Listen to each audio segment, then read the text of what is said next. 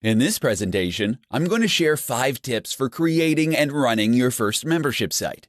With a membership site, your business can have a private website with exclusive content and the ability for subscribers to interact with one another, all while paying you a monthly fee. If you want to start your first membership site, here are 5 easy-to-use tips to help you create and run the site and find business.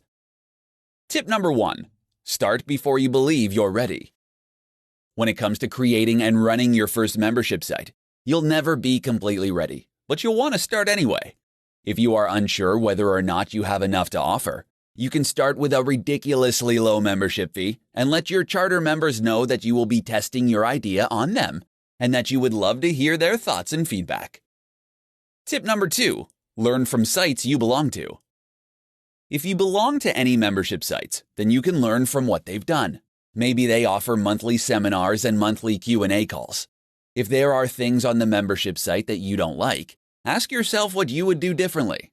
If you've never subscribed to a membership site before, consider joining one for a couple of months to see how they work.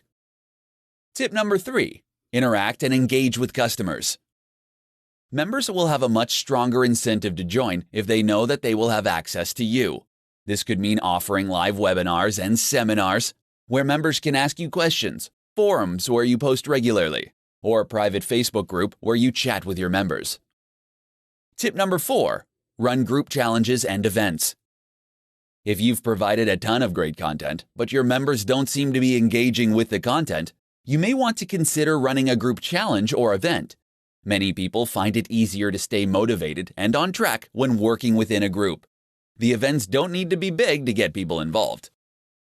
Tip number 5. Give out a few free memberships. If you have potential members who you'd like to have on board, but who aren't able to afford your fees, consider letting them in for free.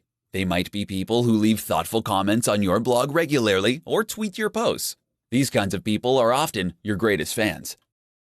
If you want to start a membership site, consider incorporating these tips into your overall plan and build a powerful membership site.